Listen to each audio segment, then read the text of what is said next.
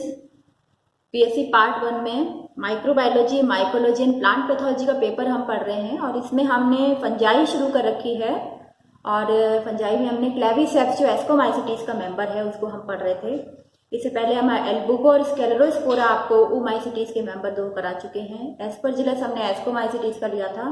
Ascomycetes के 3 members हैं, Aspergillus, Claviceps and पेजाइदा, जिसमें हमारा क्लेविसेप्स चल रहा था।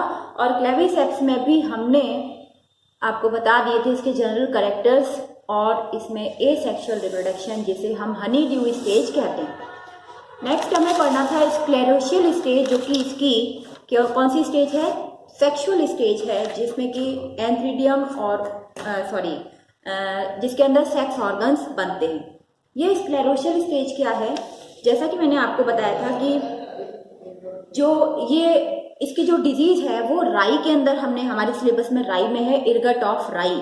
तो जो राई का जो प्लांट है उसमें जहाँ पे फ्लावरिंग के टाइम पे जहाँ फ्रूटिंग हो जाती है वहाँ पर उसकी जगह यहाँ पर स्क्लेरोशिया बन जाती हैं, जो कि डार्क कलर की होती हैं, डार्क पर्पलिश ब्लैक कलर की स्क्लेरोशिया होती है। तो ये स्क्लेरोशिया जो हमने उसे आपको बताई थी इस तरीके की, ये थोड़ी सी इस प्रकार की स्ट्रक्चर है जो कि डार्क पर्पलिश ब्लैक कलर की है और इसके अंदर इसका जो माइसिलियम है वो गुथा हुआ रहता है। एक्चुअली होता क्या है कि जब इसकी हनी ड्यू स्टेज खत्म हो जाती है तो प्लांट के मतलब एंड पर जो फ्लावरिंग हो जाती है उसके एंड पर इसमें जो माइसिलियम है, क्योंकि अंडाशय को ये प्रभावित करता है, एसेक्सुअल स्टेज इसकी अंडाशय को प्रभावित करती है। उसके बाद इसमें जो माइसिलियम है वो गुथता जाता है और इसकी एक स्टेज यहाँ पर फ्लावरिंग के टाइम पे राई के प्लांट में कैसी बन जाती है, जैसे ये राई का प्लांट है तो इसमें यहाँ पर ऐसी स्क्लेरोशिया हमें यूं राई के दानों की जगह पे दिखाई देंगी। ये हमें लीव्स हल्की हल्की और ये स्क्लेरोशिया, इस तरीके की स्क्लेरोशिया हमें दिखाई देंगी। तो ये स्क्लेरोशिया राई के दानों से बड़ी होती है, पर्पलिश ब्लैक कलर की होती है, पर्पलिश यानी डार्क पर्पल कलर की होती है। और ये क्योंकि फ्लावरिंग के टाइम के बाद ये कहाँ गिर जाएगी, सॉइल में गिर जाएगी, जमीन के अंदर गिर जाएगी। तो जमीन में गिरने के बाद ये स्क्लेरोशिया ऐसे पड़ी रहती है और इसका जो माइसिलियम है, रिजर्व फूड इसके अंदर है, ये ओवर विंटरिंग का काम करता है, विंटर सीजन को क्रॉस करता है, इसी तरीके से पड़ा रहेगा। क्योंकि इस पर प्रोटेक्टेड लेयर है इसके बाहर, तो ये क्या करेगा, एक सुप्तावस्था में पड़ा रहता है। तो ये कहाँ पड़ी है, सॉइल। ये पहले वाला जो इसमें सीजन था उससे ये गिरकर नीचे चली गई, ठीक है। सॉइल में जाके जब ये इसमें पड़ी रहेगी, राई के दानों के साथ मिक्स हो जाती है और जब राई के दानों को या तो बीजों को बोया जाता है नेक्स्ट टाइम पे या फिर ये सॉइल में मिक्स हो जाती है। तो जब ये सॉइल में चली जाती है तो उसके बाद जब ओवर विंटरिंग के बाद, ओवर विंटरिंग मतलब विंटर सीजन क्रॉस करने के बाद, ये स्प्रिंग सीजन में, स्प्रिंग टाइम में, यानी जब नया मौसम आता है, कहना चाहिए बसंत ऋतु आती है, तब ये जाके क्या करेगी, अंकुरित होती है। तो ये हमारा स्क्लेरोशिया इन सॉइल हो गया। ये सॉइल में ओवरविंटरिंग करके यानी सुप्तावस्था में पड़ी रहती है और यहाँ से फिर ये जर्मिनेट होती है। तो जब जर्मिनेट होती है थोड़ा सा मॉइस्चर लेकर और इससे कुछ स्टॉक्ड स्ट्रक्चर निकलते हैं और ये स्ट्रक्चर्स ऊपर की तरफ से गोल होते हैं जिन्हें स्ट्रोमेटा कहते हैं। तो ये स्क्लेरोशिया है और इनसे निकलते हैं स्ट्रोमा। एक को हम स्ट्रोमा कहेंगे और यदि ज्यादा नंबर में है तो स्ट्रोमेटा। ये स्ट्रोमेटा स्टॉक्ड हैं, तो इसका जो एक पार्ट यदि हम बनाएं स्ट्रोमेटा का तो ये इस प्रकार सा है, ये इसका स्टॉक है और ये इसका हेड है। एक्चुअली ये इसकी फ्रूटिंग बॉडी, बहुत सारी फ्रूटिंग बॉडी इसके अंदर बनती है। अब फ्रूटिंग बॉडी कब बनेगी, जैसा कि हमने एस्परजिलस में पढ़ा था कि क्लिस्टोथीसियम बनती है, वो कब बनती है, एस्कोगोनियम एंथ्रीडियम के बाहर चारों तरफ मतलब एक लेयर बन जाती है और उसको हम पूरी को कह देते हैं फ्रूटिंग बॉडी। यहाँ क्या है, स्क्लेरोशिया जो है वो सॉइल में जर्मिनेट हुई। इस टाइम पर इसके अंदर क्या बनते हैं, एस्कोगोनियम और एंथीडियम बनते हैं। तो इनके अंदर ये स्ट्रोमेटिक हेड जो हैं, इनको यदि हम इनकी रचना देखें तो क्या हेड की रचना है, इस प्रकार से रचना है इसके अंदर, और इसमें बहुत सारे हेड्स पाए जाते हैं, बहुत सारी कैविटीज बनती हैं जिन्हें पेरिथीसियल कैविटीज कहते हैं। ये हमने इसको इस तरीके से बनाया है।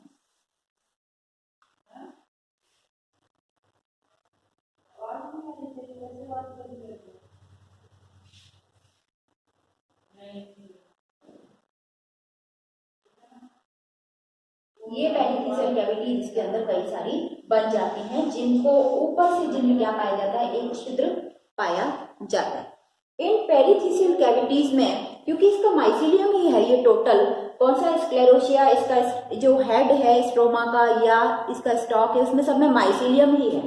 तो इसके अंदर ये हम हेड बनाया है इसका स्ट्रोमेटा का या स्ट्रोमा का हेड बनाया है। इस हेड में कई सारी पेरिथीसियल कैविटीज हैं और ये सभी पूरा माइसीलियम से बना हुआ है। तो इस जगह पर यहाँ जाके क्या बनते हैं, इसके सेक्स ऑर्गन्स बनते हैं। तो यहाँ हम एक तरीके से कह सकते हैं कि ये यहाँ पर सेक्स ऑर्गन्स बने। यदि हम इसकी एक की रचना बनाएं तो इसके जो सेक्स ऑर्गन्स हैं वो कैसे हैं, हमने आपको पिछली बार भी बताया था एस्परजिलस में कि ये हेट्रोथैलिक भी हो सकती हैं स्पीसीज, इसकी होमोथैलिक भी हो सकती हैं। यदि ये हेट्रोथैलिक हैं तो अलग अलग थैलस को बनेंगे, और यदि होमोथैलिक हैं तो एक ही थैलस पर दोनों सेक्स ऑर्गन्स बनेंगे। तो हम यहाँ इन हेड्स के अंदर क्या बनेगी, इन हेड्स की कैविटीज के अंदर क्या बनेगा, एंथीडियम और ओगोनियम।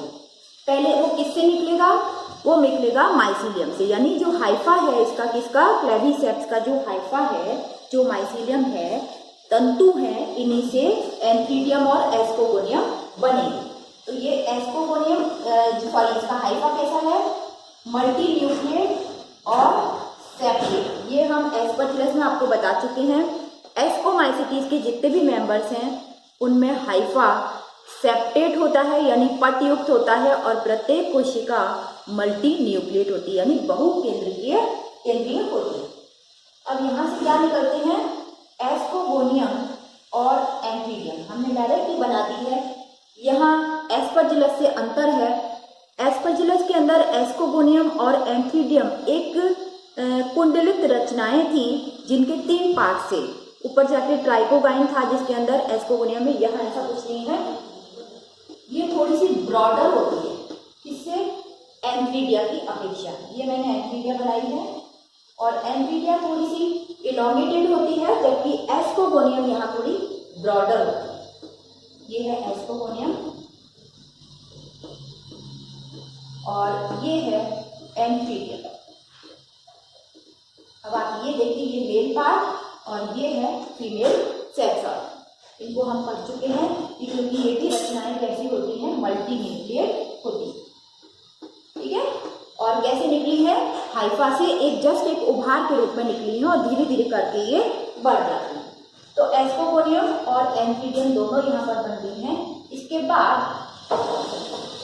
ये बन पा रही है, हमने बताया हेड्स के इन कैविटीज के अंदर बन रही है। इसको हम पूरा बाद में डिस्क्राइब करेंगे, इस हेड को या एक पेरिथीसियल कैविटी को। एक्चुअली इस हेड के अंदर जो स्टोमेटिक हेड है उसमें कई सारी पेरिथीसियल कैविटीज होती हैं। पेरिथीसियल कैविटीज जो हर एक पेरिथीसियल कैविटी एक फ्रूटिंग बॉडी में पेरिथीसिया के अंदर कन्वर्ट हो जाएगी, एक फ्रूटिंग बॉडी में कन्वर्ट हो जाएगी। इट मीन्स यहाँ पे जो स्क्लेरोशिया से स्ट्रोमेटा की संख्या निकलती है 1 से 60 तक, ठीक है। ये जो बाहर स्ट्रक्चर निकल रहे हैं वो 1 से 60 तक इनके स्ट्रक्चर्स निकल सकते हैं, और प्रत्येक के हेड में 8 से 10 तक पेरिथीसियल कैविटीज होती है। 8 से 10 पेरिथीसियल कैविटीज, और इन कैविटीज के अंदर क्या बन रहे हैं, सेक्स ऑर्गन्स बन, ठीक है। तो हम यहाँ लिख सकते हैं सेक्स ऑर्गन्स इन पेरिथीसियल कैविटी। यहाँ पर ये डेवलप हो रहे हैं। तो नेक्स्ट स्टेज में, क्योंकि हमें मालूम है कि इसमें जो सेक्स ऑर्गन्स हैं वो किस तरीके से कांटेक्ट करते हैं, गैमेटेंजियल कांटेक्ट होता है, जैसा कि एस्परजिलस में था कि स्पाइरली एंथ्रीडियम जो है वो एस्कोगोनियम से लिपट जाती है और इनके बीच की भित्ति गल जाती है और एंथ्रीडियम के जो न्यूक्लियस है वो एस्कोगोनियम में चले जाते हैं। सेम इसी तरीके से यहाँ पर भी होता है कि जो एस्कोगोनियम है उसमें ये एंथ्रीडियम जो है वो इसके बीच की भित्ति गल जाती है और ये देखिए एंथ्रीडियम और ये एस्कोगोनियम, हमने इसको दोनों को साथ साथ बना दिया। और फिर एंथ्रीडियम का कोई काम रहता नहीं है क्योंकि एंथ्रीडियम जो है अपने सारे न्यूक्लियस जो हैं वो इसके अंदर दे चुकी है। तो यहाँ देखिए ये न्यूक्लियस एंथ्रीडियम के यानी कि मेल के और ये फिर हो गए फीमेल के, ठीक है। तो यहाँ हम दिखा सकते हैं इसको, ये है गैमेटेंजियल कांटेक्ट, युग्मकधानी संपर्क होता है। कैसे? केवल संपर्क, किसी ट्यूब के थ्रू नहीं है, जैसे हमने ओमाइसिटीज में पढ़ा था कि फर्टिलाइजेशन ट्यूब बनती है, यहाँ कोई ट्यूब नहीं बनती है। एंथ्रीडियम और एस्कोगोनियम के बीच की भित्ति गल जाती है और ये एंथ्रीडियम का सारा मटेरियल इसके अंदर आ जाता है, ठीक है। ये सब कहाँ हो रहा है? पेरिथेसियल कैविटीज। तो इसके बाद यहाँ हम कह सकते हैं कि जो इसके एस्कोगोनियम जो है वो टोटली, अब यहाँ कोई एक एस्कोगोनियम नहीं है, कई सारी एस्कोगोनियम बनी है, तो हर एक एस्कोगोनियम की जो एक तंतु है, एक तरीके से एक एस्कोगोनियम है, उसके अंदर बहुत सारी सेल्स बन जाती हैं। तो इसके बाद देखिए इनमें क्या आ जाएगा, बिल्कुल इसी तरीके से सेल्स बन जाएंगी और प्रत्येक सेल में एक मेल और एक फीमेल न्यूक्लियस चला जाता है, ठीक है। एक मेल और एक फीमेल न्यूक्लियस। तो यहां हम इस स्टेज को क्या बोलेंगे? प्लाज्मोगेमी, ठीक है, प्लाज्मोगेमी। क्योंकि क्या हुआ है, केवल न्यूक्लियस का या ये कहो कि सॉरी प्रोटोप्लास्ट का संलयन हुआ है और न्यूक्लियस जो है वो पेयरिंग हो गई न्यूक्लियाई की, एक मेल और एक फीमेल न्यूक्लियस की पेयरिंग हो गई। ये सब कहाँ चल रहा है? इसके अंदर, ठीक। इस प्लाज्मोगेमी के बाद हर एक जो सेल है जिसमें कि दो दो न्यूक्लियस इकट्ठे हो गए हैं, यानी पेयरिंग हो गई है एक मेल और फीमेल न्यूक्लियस की, उन प्रत्येक में से एस्कोजिनस हाइफा निकलता है। तो मान लीजिए हम ऐसे बनाते हैं, एक में से एक सेल में से ये एस्कोजिनस हाइफा, दूसरे में से ये, तीसरे में से ये, तो इनके अंदर फिर अब क्या होता है, ये न्यूक्लियस जो है वो मेल और फीमेल न्यूक्लियस आ जाता है, ठीक है। यहाँ पर ये न्यूक्लियस जो है वो सेल जो है वो वापस डिवाइड होती है। इन सेल्स के डिवाइड होने से ये न्यूक्लियस जो है भी वो भी डिवाइड होते हैं और अंत में यहाँ पर एक मुड़ी हुई स्ट्रक्चर बनती है। प्रत्येक एस्कोजिनस हाइफा की जो लास्ट सेल है वो यहाँ पे 4-4 सेल बन जाती है। पहले मैं एक एस्कोजिनस हाइफा बता रही हूँ, ये ऐसी स्टेज बन जाती है और इसके अंदर लास्ट वाली को छोड़ के इसमें इनके दो न्यूक्लियस होते, एक मेल और एक फीमेल, ठीक है। इस स्टेज के आने के बाद ये वाला जो सेल है बीच वाली और इसका मुड़ाव जो है हम इसे कहते हैं क्रोजियर, क्रोजियर। ये कंडीशन जो है वो एस्परजिलस के अंदर नहीं पाई जाती। एस्परजिलस में क्रोजियर फॉर्मेशन नहीं होता है। यहाँ आके क्रोजियर के अंदर आके ये मेल और फीमेल न्यूक्लियस भी फ्यूज हो जाते हैं और तब हम इसे कहते हैं, क्या कहते हैं? कैरियोगेमी, कैरियोगेमी, ठीक है। कहाँ जाके? इस क्रोजियर के अंदर। और ये सब चीजें चल रही हैं पेरिथेसियल कैविटी के अंदर। अब आप देखिए कि इसमें यहाँ पर बहुत सारी एंथ्रीडियम और एस्कोगोनियम थी। एंथ्रीडियम एस्कोगोनियम में भी जब पूरी एस्कोगोनियम ही सेपरेट हो जाती है तो इसमें भी कई सारी सेल हो गई। प्रत्येक सेल से एक एस्कोजिनस हाइफा निकल रहा है। प्रत्येक एस्कोजिनस हाइफा में क्या हो रहा है? क्रोजियर फॉर्मेशन हो रहा है। इट मीन्स हर एक एस्कोजिनस हर एक प्रोजियर के अंदर क्या हो गई है, कैरियोगेमी हो गई है, यानी प्रत्येक के अंदर कैरियोगेमी होकर एक डिप्लॉइड न्यूक्लियस बन गया है। और बाकी सारी कोशिकाएं कैसी हैं, जो इसके अतिरिक्त कोशिकाएं थी वो कैसी हैं, हैप्लॉइड ही हैं। ये हैप्लॉइड कोशिकाएं या जो अतिरिक्त कोशिकाएं हैं, इन पेरिथीसिया की वॉल बनाती हैं, नीचे की तरफ लग के सेलुलर स्ट्रक्चर जैसा बनता है, लेकिन एक्चुअली सेलुलर नहीं होता है, केवल तंतु ही इसके अंदर बिछे हुए रहते हैं। तो अब यदि हम इसकी पेरिथीसियल कैविटी देखें, तो एक कैविटी यदि देखें तो किस प्रकार की होगी, यहाँ हमने इस कलर से बनाया है इसको, ये पेरिथीसियल कैविटी है और इसके अंदर ये जो प्रोजियर फॉर्मेशन से हुआ है, कैरियोगेमी हुई है, इसको भी पहले एक बार बना लेते हैं। इससे क्या हुआ, डिप्लॉइड न्यूक्लियस बन गया यहाँ। तो हम इसमें दोनों ही कलर शो करेंगे, ब्लू और पीच।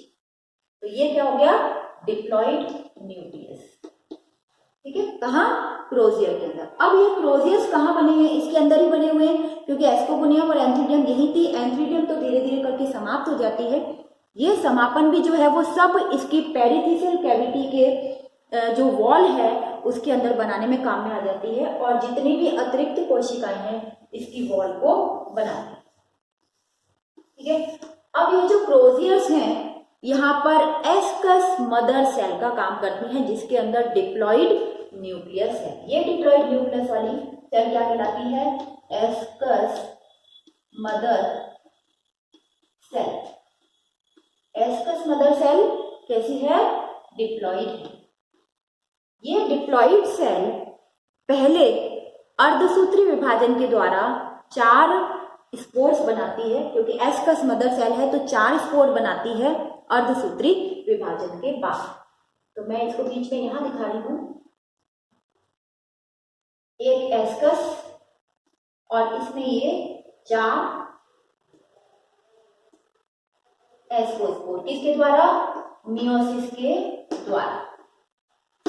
ठीक है, या इसको हम थोड़ा सा और इधर ही बनाए तो ठीक है। ये हो गई एस्कस और एस्कस मदर सेल, और पहले अर्धसूत्री विभाजन के बाद 4 एस्कोस्पोर्स बनते हैं। और यहाँ आप अंतर देखेंगे, एस्परजिलस से यहाँ अंतर है कि उसकी फ्रूटिंग बॉडी में जो एस्कस थी वो थोड़ी सी गोलाकार थी या ओवल शेप थी, और उसके एस्कोस्पोर्स भी कैसे थे, लगभग गोल या ओवल थे। लेकिन यहाँ आप देख रहे हो ये एस्कस ये थोड़ी सी लंबी है, और इसमें जो बनने वाले एस्कोस्पोर्स हैं वो भी लंबे थ्रेड के समान होंगे। तो यहाँ सबसे पहले तो हुई है मियोसिस, जिसके बाद 4 बने हैं ये, और इसके बाद इसी में एक एस्कस के अंदर ये 8 एस्कोस्पोर्स लंबे लंबे थ्रेड के समान बनेंगे।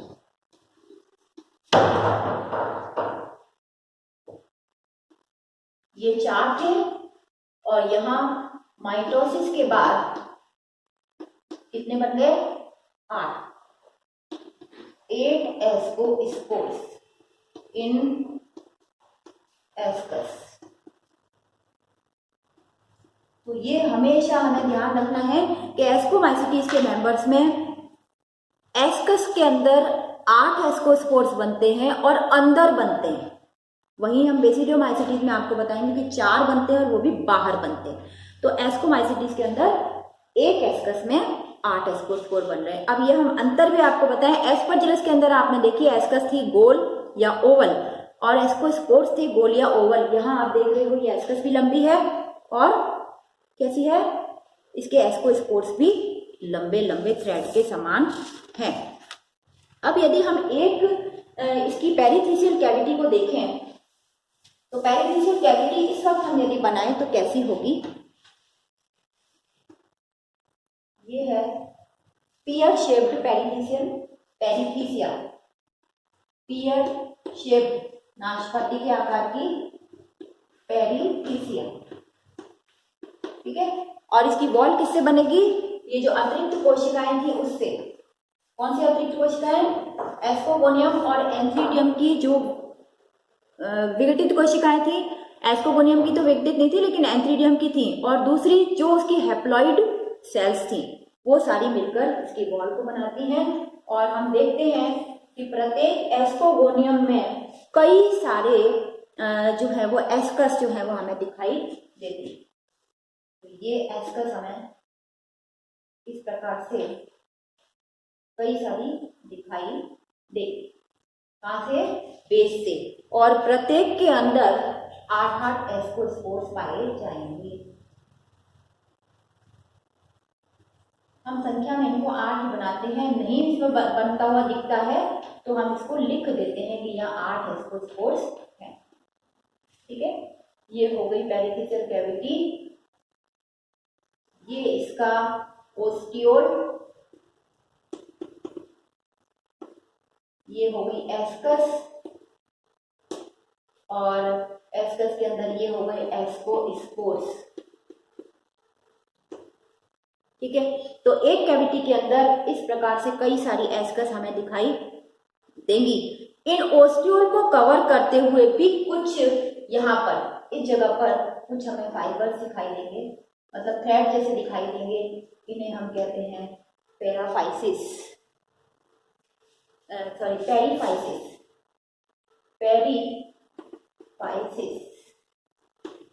ठीक है, तो ये जो थ्रेड लाइक स्ट्रक्चर है, ये हम जो ऊपर की तरफ दिखाई देते हैं वो पेरीफाइसिस कहलाते हैं। और ये क्या है? एक फ्रूटिंग बॉडी है जिसे हम पेरिथीसिया कहते हैं। तो कुल मिला के जो बात हुई वो क्या हुई कि स्ट्रोमा जो स्क्लेरोशियल स्टेज थी, स्क्लेरोशिया से कई सारे ओवरविंटरिंग के बाद यानी स्प्रिंग सीजन में स्ट्रोमेटिक हेड्स निकलते हैं, स्ट्रोमा निकलते हैं, और प्रत्येक एक कितने संख्या में 1 से 60 तक संख्या में स्ट्रोमा निकलते हैं। और यदि हम एक स्ट्रोमा का स्ट्रक्चर देखें तो उसमें कई सारी पेरिथीसियल कैविटीज होती हैं, और प्रत्येक पेरिथीसियल कैविटीज में एस्कोगोनियम और एंथ्रीडियम बनती हैं, क्योंकि उसके माइसीलियम से उस स्टेज पे जाके सेक्सुअल स्टेज शुरू हो जाती है, और वहाँ एस्कोगोनियम एंथ्रीडियम के बीच में गेमिटेंशियल कांटेक्ट होता है, युग्मक धानी संपर्क होता है, और फिर इनके प्रत्येक सेल जो है वो एस्कोगोनियम सेप्टेट हो जाती है। प्रत्येक सेल में क्या हो जाते हैं? 2-2 न्यूक्लियस स्थित हो जाते हैं, एक मेल और एक फीमेल। यहाँ कह सकते हैं हम एक मेल और फीमेल, तो यहाँ इसको हम कहेंगे प्लाज्मोगेमी। और फिर प्रत्येक जो सेल है उससे एक क्या निकलता है? एस्कोजीनस हाइफा, एस्कोजीनस तंतु निकलता है। इस तंतु की खास बात यह है कि ये ऊपर जाके नेक्स्ट थोड़ी टाइम बाद जाके ये क्या हो जाता है? मुड़ जाता है, जिसे हम कहते हैं क्रोजियर बनना, क्रोजियर फॉर्मेशन का होना। इस क्रोजियर में ये दोनों ही न्यूक्लियस आकर फ्यूज हो जाते हैं, तब हम इसे कहते हैं कैरियोगेमी। और ये कैरियोगेमी के बाद क्या बनाती हैं? क्रोजियर में उपस्थित डिप्लॉइड न्यूक्लियस एस्कस मदर्स, पूरी जो सेल है वो एस्कस मदर सेल का काम करती है। एस्कस मदर सेल में पहले मियोसिस होती है। अब देखिए तीनों स्टेप आ गए हैं इसके, प्लाज्मोगेमी, कैरियोगेमी और मियोसिस। मियोसिस के बाद ये प्रत्येक एस्कस में 4 हैप्लॉइड न्यूक्लियस बनते हैं, 4 हैप्लॉइड लंबे लंबे न्यूक्लियस बनते हैं, और उनके माइटोसिस से क्या बनते हैं? 8 एस्कोस्पोर्स बनते हैं, जो कि थ्रेड लाइक स्ट्रक्चर होते हैं। इस प्रकार से प्रत्येक एस्कस में प्रत्येक पेरिथीसियल कैविटी में बहुत सारी एस्कस बन जाती हैं, और ये इन प्रत्येक एस्कस के अंदर क्या पाया जाता है? बहुत सारे 8 संख्या में 8 जो है वो एस्कोस्पोर्स पाए जाते हैं। ये जो इसकी पेरिथीसिया की जो पार्श्व भित्ति है, इससे भी क्या निकलते हैं? इसके ओस्टियोल को कवर करते हुए कुछ थ्रेड लाइक स्ट्रक्चर निकलते हैं, जिन्हें हम क्लब लाइक स्ट्रक्चर कह सकते हैं। क्लब लाइक स्ट्रक्चर मतलब मुक्ताकार कुछ रचनाएं निकलती हैं जो कि थ्रेड्स जैसे ही होते हैं, हेयर्स जैसे ही होते हैं, जिन्हें की पेरिफाइसिस कहा जाता है। तो ये इसकी क्या हुई? Fruiting body. ये फ्रूटिंग बॉडी, अब यदि हम यहाँ देखें तो हमको ये माइक्रोस्कोप के अंदर हमें ऐसा दिखेगा जैसे ये सेलुलर स्ट्रक्चर है। एक्चुअली ये सेलुलर स्ट्रक्चर नहीं है, आभासी मृदुत्व की रचना ये है। तो हम इसको कह सकते हैं स्यूडो पेरेन्काइमेटस वॉल, पेरेन्काइमेटस पेरिथीसियल वॉल। ठीक है, तो ये जो वॉल है इसकी पेरिथीसियल वॉल जो है वो किससे बनी हुई है? इन्हीं की जो एक्स्ट्रा सेल्स थी इनसे मिलकर ही बनी हुई है, माइसीलियम के गुथने से बनी हुई है। अब यदि स्पोर, एक एक स्पोर की रचना देखी जाए तो मैं ये स्क्लेरोशिया को तो नीचे बना रही हूँ, ये स्क्लेरोशिया थी जिससे हमने यहाँ ये किया था। और हम यदि एक इसका स्पोर देखें तो एक इसका स्पोर किस तरीके का है, हमने ये पिंक कलर से बनाया है। ये एक स्पोर जो है वो इस तरीके का है और इसमें हैप्लॉइड न्यूक्लियस स्थित है। तो स्पोर कैसा है? एस्को स्पोर। ये एस्को स्पोर जो है हैप्लॉइड है, थ्रेड लाइक है, यानी कि धागे की सदृश रचना है, और ये अपने टाइम पर जर्मिनेट होता है और जर्मिनेट होकर क्या बनाता है? माइसीलियम। तो ये देखिए जर्मिनेट हो रहा है, जर्मिनेट होकर बहुत सारे, पहले तो ये तंतु बनाता है और उसके बाद न्यूक्लियस भी इसका डिवाइड होता जाता है और कई सारे न्यूक्लियस इसके अंदर बन जाते हैं। धीरे धीरे ये रचना सेपरेट हो जाती है। तो ये क्या बन गया? इससे हाइफा। ठीक, तो इस रचना के अंदर हमने देखा सेक्सुअल रिप्रोडक्शन में तीनों स्टेज आ गई, प्लाज्मोगेमी, कैरियोगेमी और मियोसिस, जो कि इन लोअर प्लांट्स के अंदर इसी तरीके से रचना चलती है। पहले पेयरिंग होती है, प्लाज्मोगेमी, देन कैरियोगेमी यानी न्यूक्लियस की फ्यूजन होता है, देन मियोसिस, क्योंकि वापस हैप्लॉइड अवस्था को इसको लाना होता है। तो यहाँ जो है वो ये जो हमने सेक्सुअल स्ट्रक्चर पढ़ा है इसका पेरिथीसियल स्ट्रक्चर, पेरिथीसियल कैविटी, यहाँ हम एक चीज आपको अंतर बताना चाहते हैं कि हमने एस्परजिलस के अंदर इसको क्लिस्टोथीसियम के रूप में बताया था, जो गोल थी और जो उसकी जो कैविटी थी फ्रूटिंग, जो उसकी वॉल थी फ्रूटिंग बॉडी की, वो भी थोड़ी सी कैसी थी? एक सिंगल लेयर की बनी हुई थी, वहां उसमें छिद्र नहीं था। हम अंतर इसलिए बता रहे हैं क्योंकि आपकी जो एस्कोमाइसिटीज के 3 मेंबर हैं, तीनों मेंबर्स में अलग अलग फ्रूटिंग बॉडी बनती है और उन अलग अलग फ्रूटिंग बॉडी को, जैसे एस्परजिलस वाली को कहते हैं क्लिस्टोथीसियम, इसको कहते हैं पेरिथीसियम, और जो आपके पेजाइजा के अंदर आएगी उसे कहेंगे एपोथीसियम। तो इन तीनों में अंतर आपके पेपर में आता है, शॉर्ट नोट में आ जाता है या डिफरेंस बिटवीन करके आ जाता है। तो इस तरीके से आपको अंतर भी इनका पता होना चाहिए। तो ये यहाँ जो फ्रूटिंग बॉडी है क्लिस्टोथीसियम के अंदर, एस्परजिलस में वो गोल होती है, एक वॉल सिंगल लेयर की वॉल होती है, तो तीसरा पॉइंट उसमें क्षेत्र नहीं होता है। एस्कस गोल होती हैं, एस्कोस्पोर्स भी गोल या ओवल होते हैं। यहाँ पर अंतर क्या है कि पेरिथीसिया जो है वो पियर शेप्ड है, गोल या अंडाकार नहीं है। दूसरा, इसके अंदर पूरी पेरिथीसिया के अंदर ऊपर की तरफ एक ओस्टियोल होता है, छिद्र होता है। ठीक है। तीसरा, इसके जो एस्कस हैं वो मुग्धाकार होते हैं, यानी लंबाई में क्लब शेप्ड होते हैं। इनके अंदर जो एस्कोस्पोर्स हैं वो संख्या में तो 8 बनते हैं, लेकिन लंबाई वाले होते हैं, थ्रेड लाइक होते हैं। ठीक है। तो 4-5 अंतर ये हो गए, और इसके अतिरिक्त एक रचना और होती है इसमें जिसे कि पेरीफाइसिस कहते हैं। तो इस तरीके से 5 इसमें अंतर हो गए क्लिस्टोथीसियम से और पेरिथीसियम के अंदर, दोनों को मिला के। अब ये स्पोर जर्मिनेट होकर क्या बनाता है? हाइफा बनाता है, और ये हाइफा वापस एसेक्सुअल साइकिल में चलकर हनी ड्यू स्टेज बनाता है। तो ये स्पोर कहाँ हुए? ये यहाँ से निकल जाएंगे। ठीक है, क्योंकि इसके अंदर ओस्टियोल है। आराम से जब ये पेरिथीसिया जो है मैच्योर हो जाती है तो फ्रूटिंग बॉडी के फटने का इंतजार नहीं करती है, इसमें से आराम से मैच्योर होने के बाद ये इसके ओस्टियोल से बाहर निकल जाते हैं एस्कोस्पोर्स और प्रकीर्णित हो जाते हैं, और इसके बाद ये दूसरे हेल्दी प्लांट को इन्फेक्ट कर सकते हैं।